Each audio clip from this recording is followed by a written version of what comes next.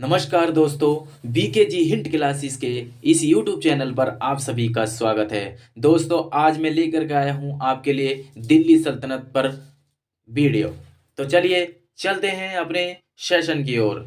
इतिहासकारों के अनुसार साल 1206 से लेकर 1526 तक भारत पर शासन करने वाले 5 वंश के सुल्तानों के शासनकाल को दिल्ली सल्तनत कहा जाता है।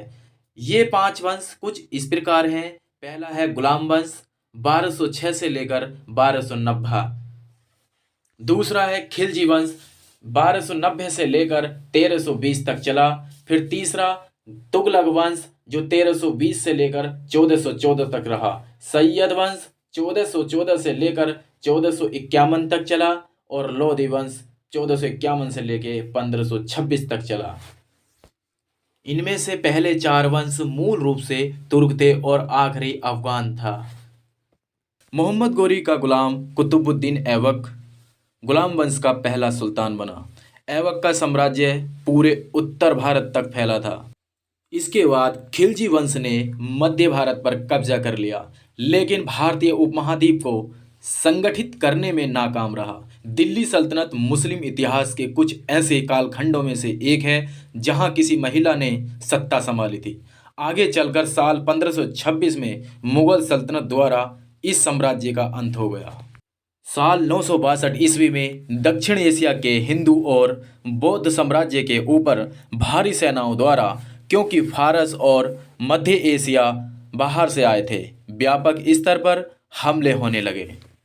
इनमें से महमूद गजनवी ने सिंधु नदी के पूर्व में तथा यमुना नदी के पश्चिम में बसे साम्राज्य को 997 ईस्वी से 1000 ईस्वी तक 17 बार लूटा। महमूद गजनवी अपने साम्राज्य को पश्चिमी पंजाब तक ही बढ़ा सका था। इसके बाद गौर वंश का सुल्तान मोहम्मद गोरी ने उत्तर भारत पर हमला करना शुरू कर दिया और इस्लामिक प्रशासन को बढ़ाना शुरू किया तथा इसने अपने साम्राज्य को पूर्वी सिंधु नदी तक बढ़ाया और सल्तनत काल की नींव डाली। कुछ ऐतिहासिक ग्रंथों में सल्तनत काल को 1192 से 1526 तक के कालखंड का माना जाता है। 1206 में गोरी की हत्या कर दी गई। उसकी हत्या के बाद उसके तुर्क गुलाम कुतुबुद्दीन ऐबक ने सत्ता संभाली और दिल्ली का पहला सुल्तान बना। फिर शुरू होता है गुलाम वंश 1206 से 1290 तक।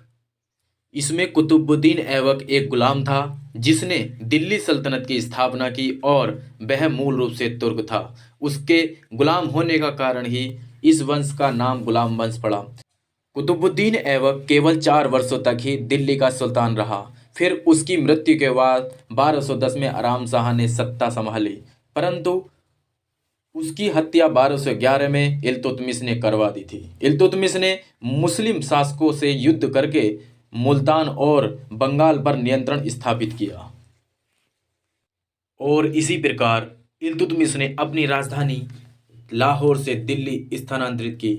इल्तुतमिश 1229 में खलीफा पद उपाधि धारण करने के बाद 1236 में उसकी मृत्यु हो गई तथा 1211 से लेकर 1236 तक दिल्ली सल्तनत पर शासन किया।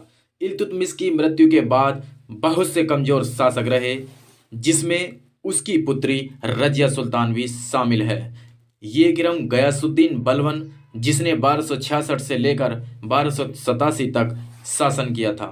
बलबन के बाद कैकुबाद ने सत्ता संभाली। उसने जलालुद्दीन फिरोज शाह खिलजी को अपना सेनापति बनाया। जलालुद्दीन खिलजी ने कैकुबाद की हत्या कर दी और सत्ता हथिया ली, जिससे गुलाम वंश का अंत हुआ। गुलाम वंश के दौरान कुतुबुद्दीन ऐबक ने कुतुब मीनार और कुतुब उल इस्लाम मस्जिद का निर्माण भी कराया। कुतुब मीनार का निर्माण कार्य इल्तुतमिश द्वारा आगे बढ़ाया गया और उसे पूरा किया गया। इल्तुतमिश ने ऐसे बहुत से काम किए जिसके लिए वो आज भी जाना जाता है। फिर शुरू हुआ खिलजी वंश। खिलजी वंश का कार्यकाल है 1290 से लेकर 1320 तक। खिलजी वंश का पहला शासक जलालुद्दीन खिलजी था। उसने 1290 ईस्वी को गुलाम वंश के अंतिम शासक कैमूर्स की हत्या कर सत्ता हासिल की। जलालुद्दीन खिलजी मूल रूप से अफगान तुर्क मूल था। उसने 6 वर्षों तक शासन किया। उसकी हत्या उसके भतीजे यानी दामाद जूना खान ने कर दी। जूना खान आगे चलकर अलाउद्दीन खिलजी कहलाया। अलाउद्दीन खिलजी ने अपने सैन्य अभ्यास का आरंभ कारा जागीर के सूबेदार के रूप में किया था, जहां उसने मालवा और देवगिरी पर छापा मारा और भारी लूटपाट की। उसने गुजरात, मालवा, रणथंबोर और चित्तौड़ को अपने राज्य में शामिल कर लिया। उसकी इन जीतों का जश्न थोड़े समय तक ही रहा, क्योंकि मंगोलों ने पश्चिमी सीमा से लूट मार का सिलसिला शुरू कर दिया। मंगोलों और अलाउद्दीन खिलजी के बीच कई युद्ध हुए। इन युद्धों में मंगोलों को खदेड़ दिया गया।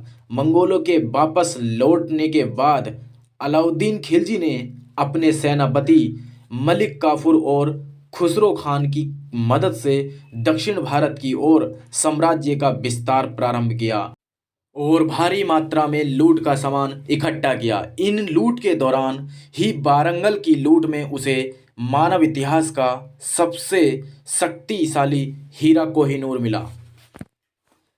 इसने कर प्रणाली में कई बदलाव किए। उसने अनाज कृषि उत्पाद पर कृषि कर 20% से बढ़ाकर 50% कर दिया।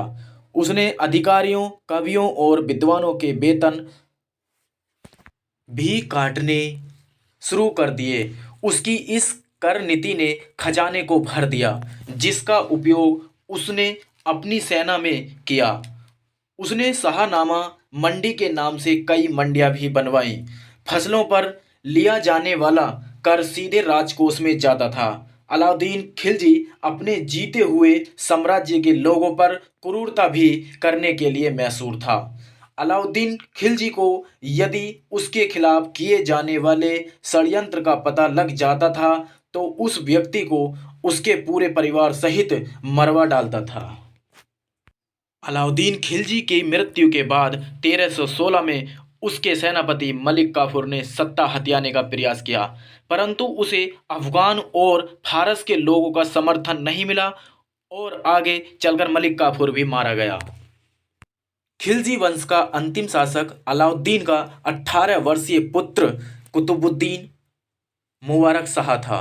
उसने 4 वर्ष तक शासन किया और खुसरो शाह द्वारा मारा गया। खुसरो शाह का शासन कुछ महीनों में ही समाप्त हो गया।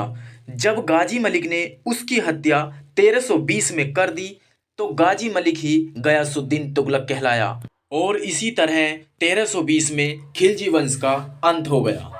दोस्तों, कैसी लगी आपको वीडियो, प्लीज़ कमेंट बॉक्स में लिख करके ज़रूर बताएं।